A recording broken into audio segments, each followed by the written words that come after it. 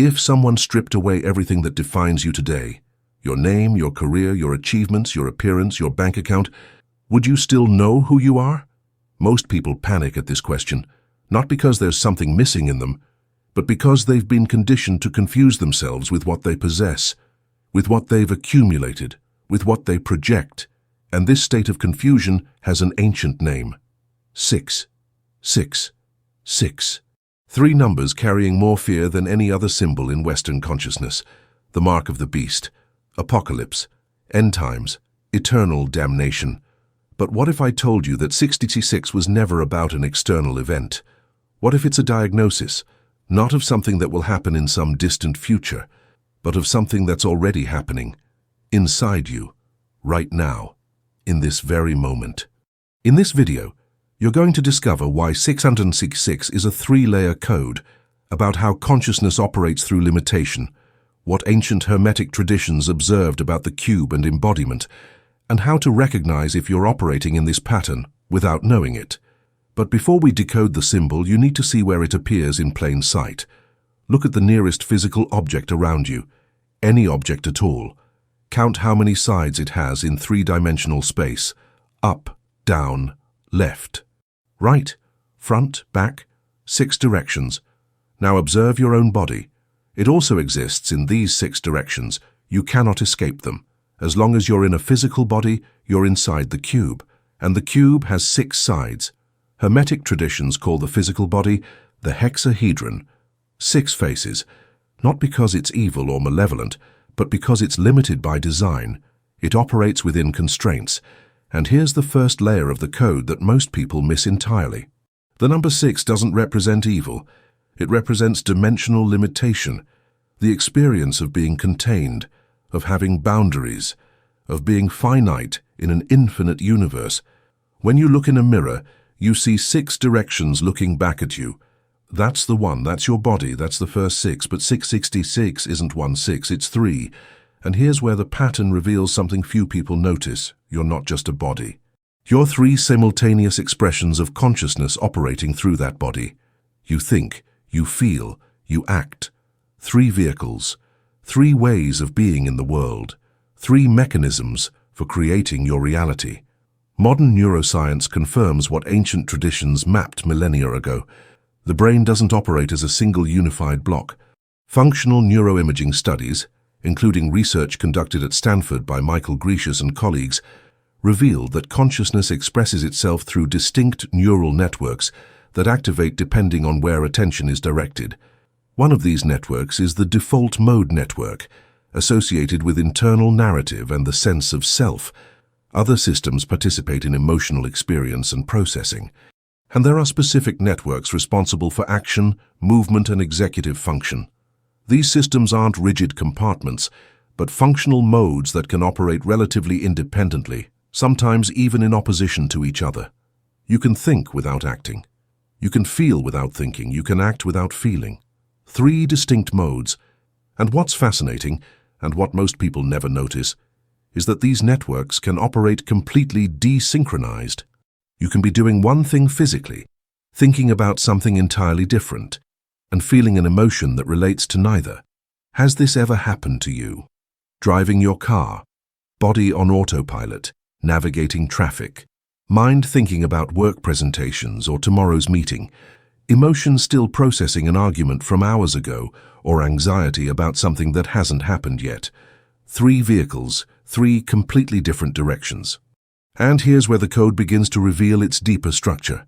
If the body is the cube of 6 sides, and you have 3 forms of expressing consciousness through that body, then you have 6 in thought, 6 in feeling, 6 in action. But what does this actually mean in practical, observable terms? It means you can direct all your consciousness exclusively toward the 6 directions of the physical cube.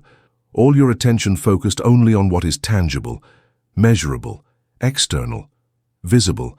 Your thinking only thinks about material things. Your feeling only activates for gains or losses in the physical world. Your action only seeks results in the external domain: money, status, appearance, possessions, validation.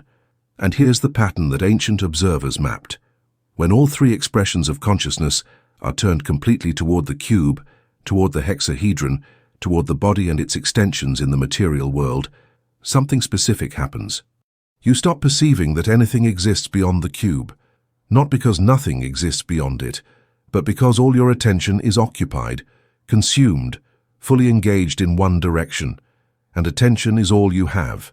Attention is the only tool consciousness possesses to perceive anything. Researchers at Harvard University, in the famous study A Wandering Mind is an Unhappy Mind, published in Science in 2010, monitored 2,250 adults over several months through an app that sent random questionnaires throughout the day. The questions were simple. What are you doing right now? What are you thinking about? How happy are you in this moment? They discovered something disturbing. People spent 47% of their waking hours thinking about something different from what they were actually doing. Almost half of life lived mentally somewhere else, present in body, absent in consciousness. But the most revealing finding was this. The more a person's attention was focused exclusively on material goals, money, status, appearance, possessions, external validation, the lower their subjective well-being index, regardless of how much they actually had or achieved. Not because materialism is inherently evil, but because when you place all your attention in one direction, you lose perception of all the others. The cube has 6 directions, but you are not the cube. You are whoever is inside it, looking out. So here's the question that cuts through everything. If you removed all your possessions, all your achievements, all your status, all external validation, who remains?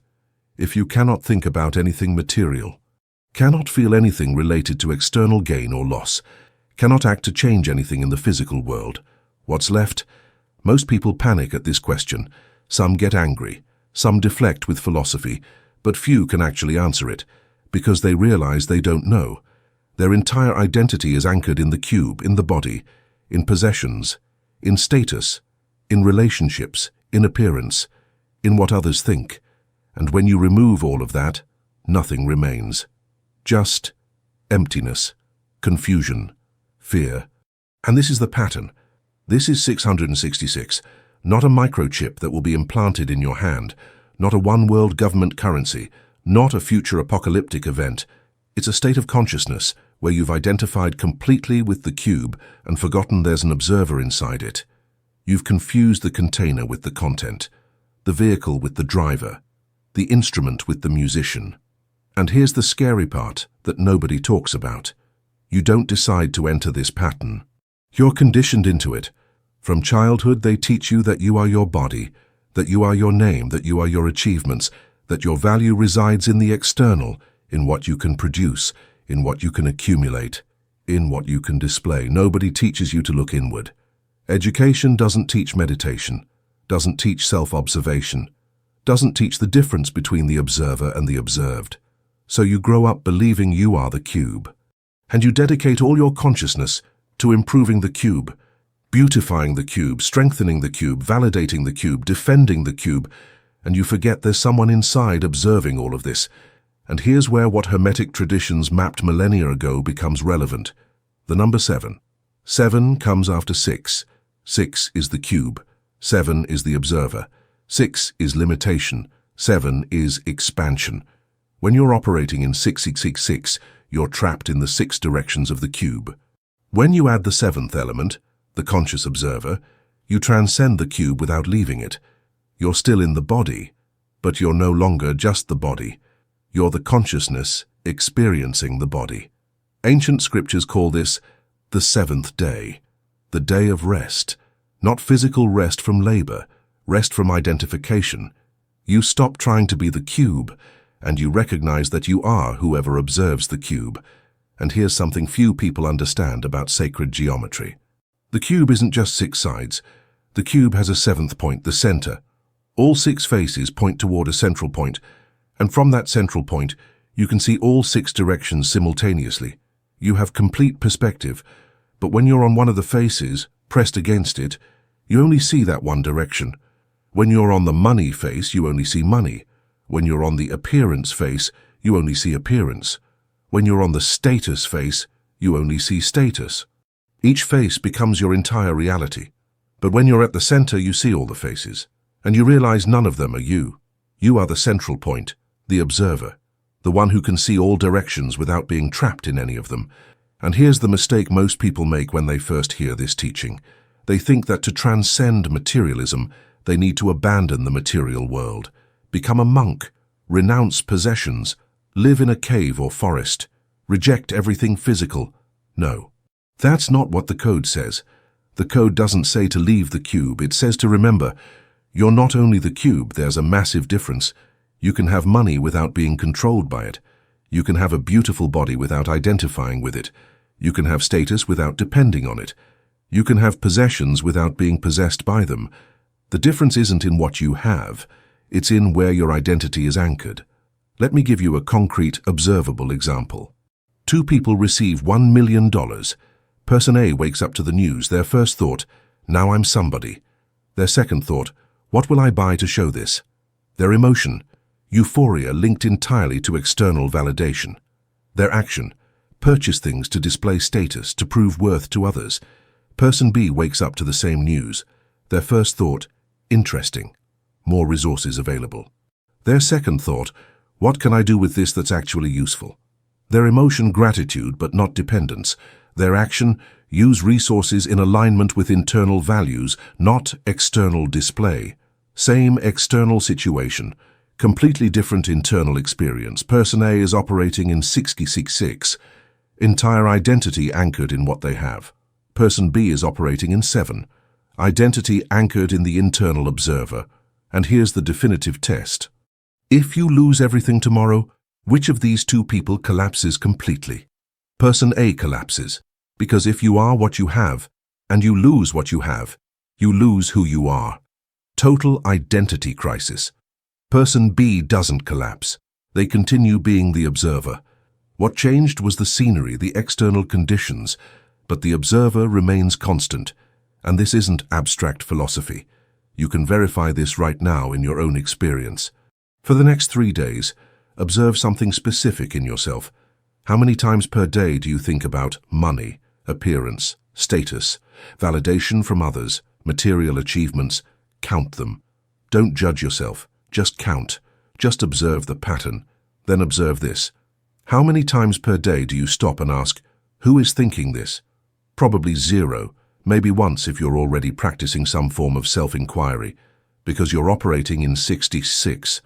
All your consciousness is in the cube, and none is in the observer. You're completely identified with the thoughts, feelings, and actions. You've forgotten there's someone watching all of this happen. But there's something deeper about this pattern that ancient traditions mapped. Biblical tradition says the mark will be placed on the hand or the forehead. Hand represents action, forehead represents thought. But it doesn't say and, it says or. Because there are two primary ways the pattern operates in different people. Some people have the mark in the forehead.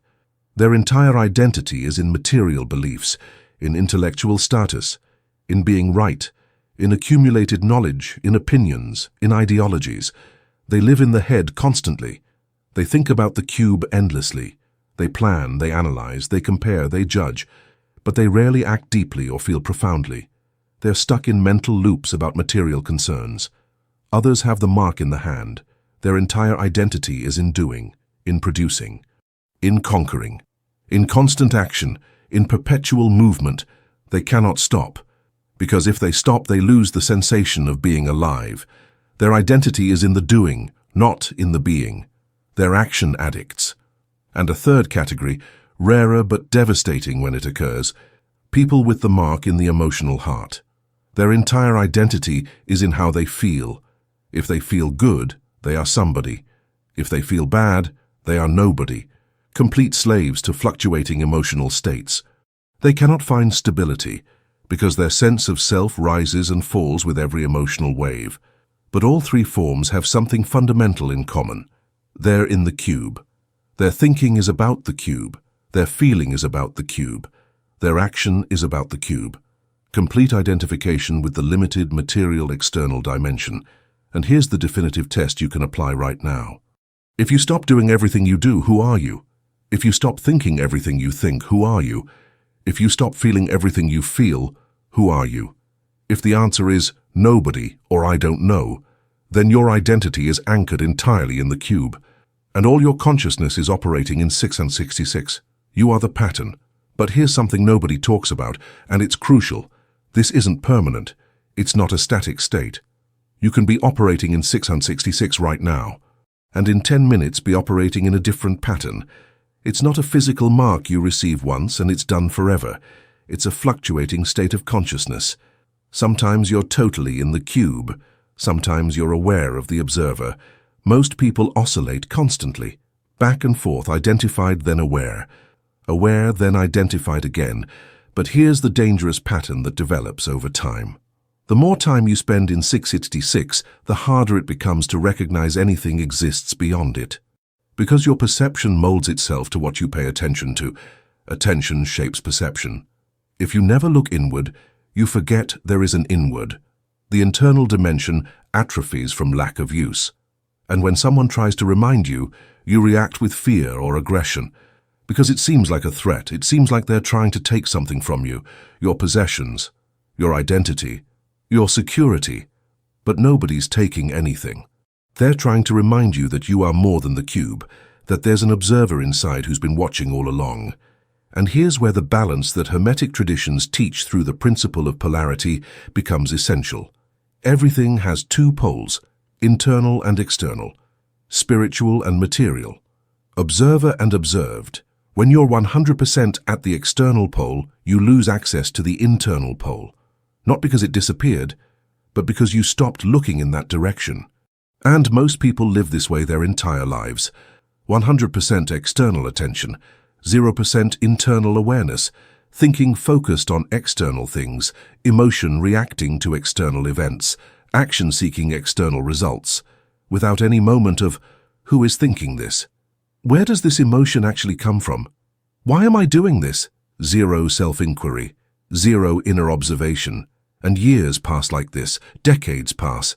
And then one day you have everything you wanted, the house, the car, the status, the appearance, the recognition.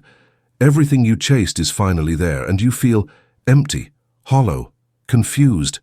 Because you built the perfect cube, you optimized every face, but you forgot to look at who's inside, and then you realize something terrifying. You don't know who you are, you know what you have, what you do, what you think about, but you don't know who is having, doing, thinking.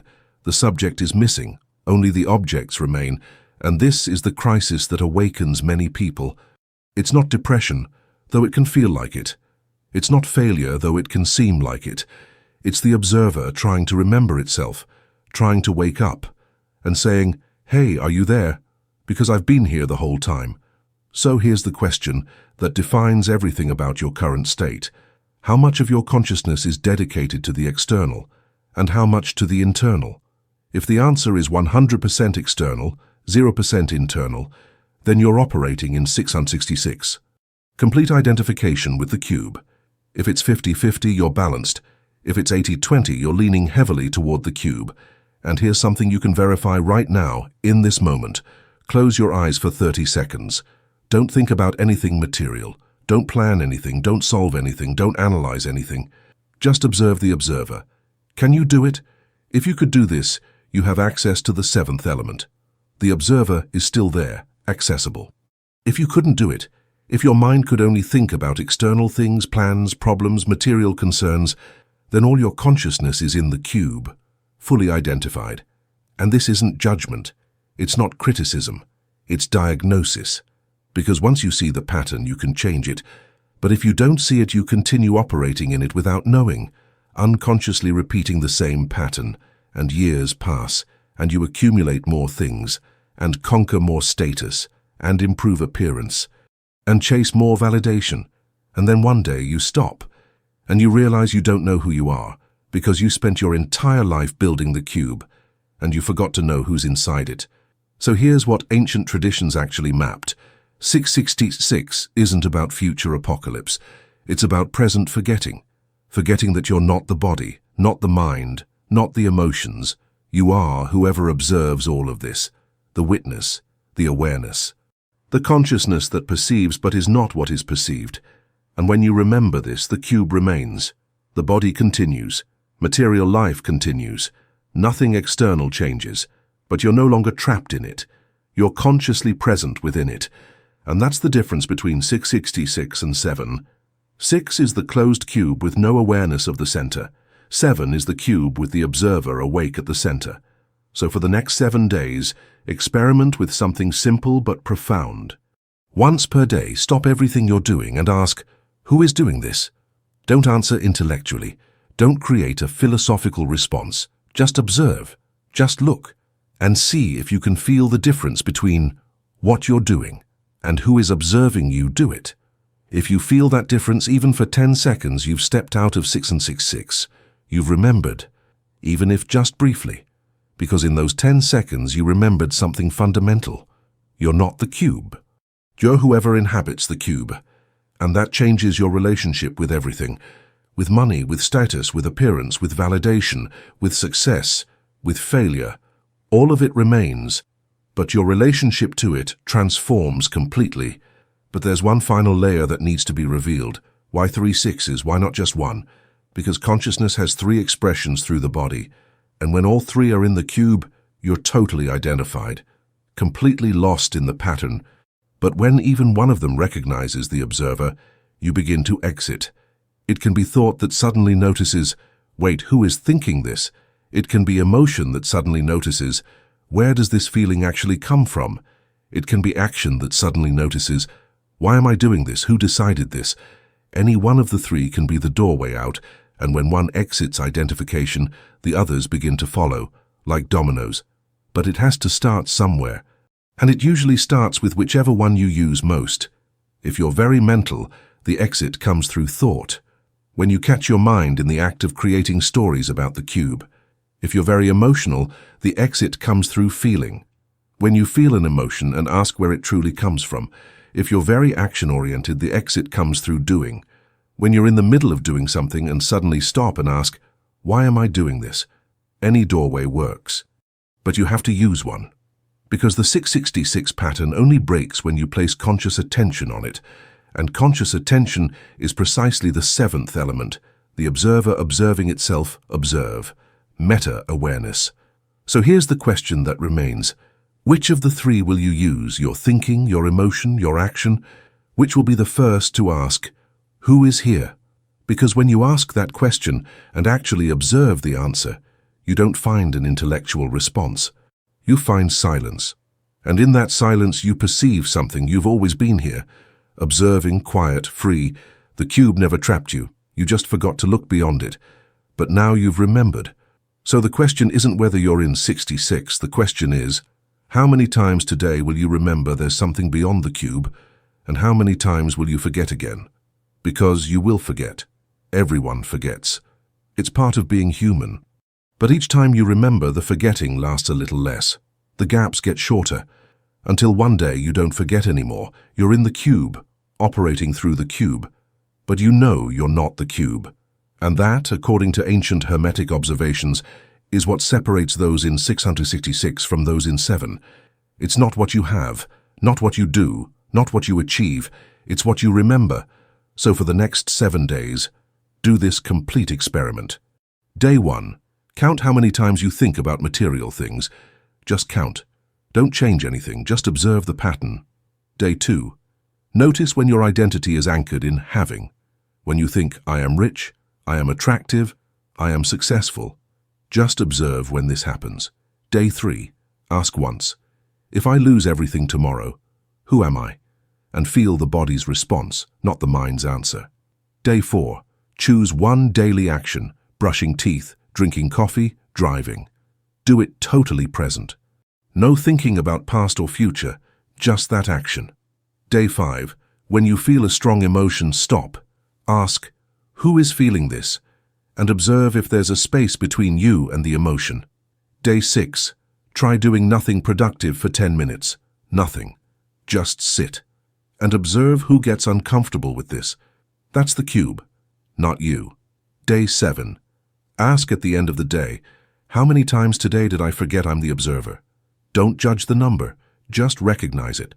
This 7-day window won't transform you permanently, but it will show you the pattern, and seeing the pattern is already half the exit, because you can't exit something you don't see.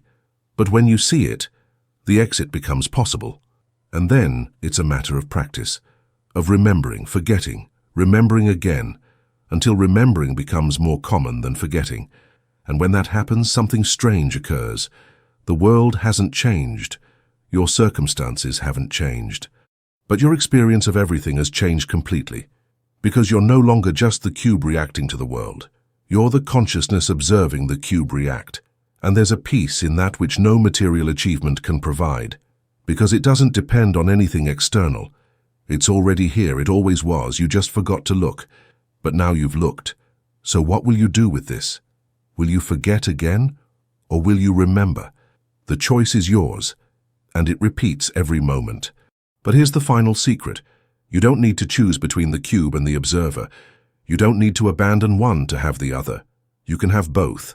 Live fully in the material world, and be fully conscious of the internal observer. That's not contradiction, it's integration. It's living in 7 while operating through 6. It's being the conscious observer inhabiting the cube. And when you do this, everything changes. Not because the world changed, but because you remembered who you are, and who you always were.